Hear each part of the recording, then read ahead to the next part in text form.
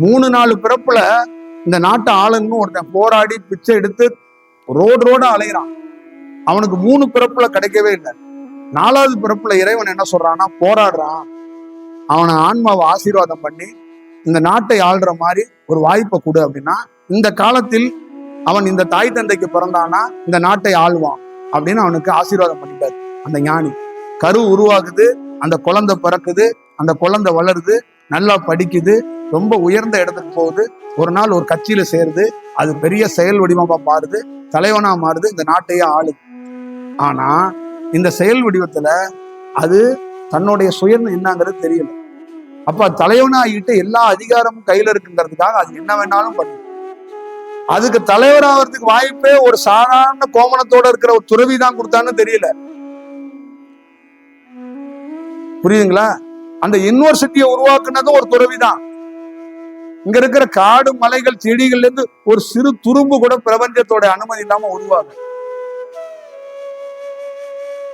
நீ கடவுளை கும்பிட்டா என்ன, கும்பிடலன்னா? இந்த பிரபஞ்சத்துல இருக்கிற எல்லா பொருளும் அதாலே தோற்றி வைக்கப்பட்டது.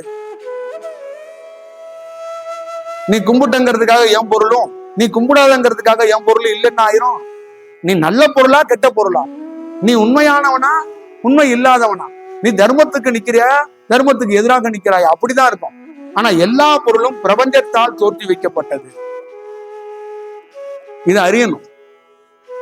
அப்ப 3 பிறப்புல முக்கு சக்கரம் போட்டு அழுது கதறி கும்மாளம் போட்டவனை பாவப்பட்டு ஆசீர்வாதம் பண்ணி விட்டா, அவன் 4வது பிறப்புல தலைவன் ஆகிட்டு என்னென்னமோ பண்ண. அப்ப நீங்க உடனே கடவுள் அவதரித்து அவனை அழிக்கணும் அப்படின்னா, அவன் 3 பிறப்புல பட்ட கஷ்டத்துக்காக வரம் கொடுத்தாச்சு, அதை உடனே அழிச்சா தப்பா போயிருமே. மனிதர் மாதிரி செய்ய முடியாது. இந்த கால சுழற்சியில அவனுக்கு இத்தனை ஆண்டுகள்னு கொடுத்தாச்சு. அப்ப காத்துதான் இருக்கும். திருப்பி காத்திருந்து எந்த 3 பிறப்புல போராடினானோ அதேயோட கீழே போயிருவான். அது தெரியாது. இன்னும் பல தலைவர்கள் பேயாதான் இந்தியாவில் சுத்திட்டு இருக்கான். அது பல பேருக்கு தெரியாது. அவங்க ஹோமியம் பண்ணலாம், எல்லாமே பண்ணலாம். ஆனா எனக்கு தெரிஞ்சு பல தலைவர்கள் பேயாதாங்க சுத்திட்டு இருக்காங்க. புரியுதுங்களா? ஆனா அந்த தலைவர்களுக்கு ரோடு முழுக்க சிலை இருக்கு, மாலைகள், மரியாதைகள், எல்லா போஸ்டர்கள்லயும் அவங்க படம் இருக்கு. சத்தியம் மட்டும் சொல்றேன், அவங்க பேயதான் சுத்துறாங்க.